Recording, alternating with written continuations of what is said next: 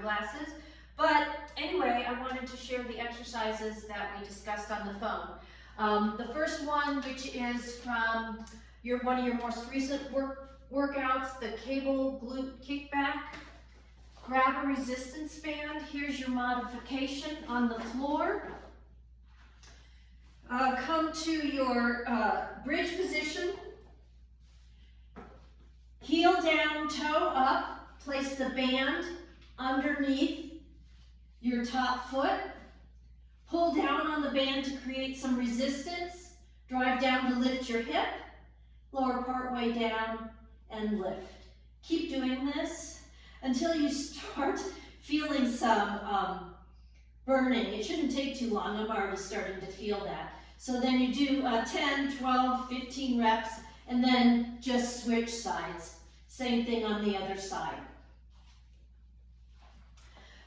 The next exercise is your cable row. And what you can do to get a little more back work for that. So grab your dumbbell and come into a soft-legged position. Hinge forward so your spine is parallel to the floor. And then you're just working one arm at a time. And this is going to work your spine because you're hinging forward. You have to support your back. So you aren't using anything here to help support you. You have to use your back for support. So you'll do both sides with this as well. So after you've done what you need on one side, then you simply switch sides. Your next exercise, the cable half kneeling single arm press. So for that, take one of your bands and anchor it. I have wall anchors and I've put carabiners here. And so what I'll do is just anchor one of my bands, get into the half kneeling position. So opposite leg as your arm that's back. The other arm's forward, exhale, press. Inhale, release. Keeping your torso stable. So your shoulders continue to face forward. Do not let the cable pull you or the band pull you this way. You want to stay nice and stable.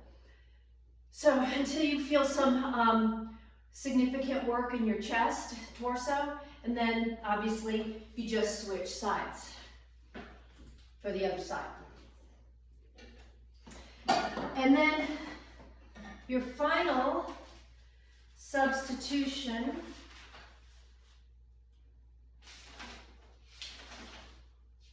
cable squats. So this is a great one to work your back and your legs at the same time. So I've put a stiffer band down low. I've anchored it down low. Step away from your anchor point, right? Draw your shoulder blades back and down. Sink as low as you can. Keep your back nice and straight and stand. So repeat these. The important thing is not to let your shoulders pull forward, but to draw your shoulder blades together. And that's what we're really working on with you.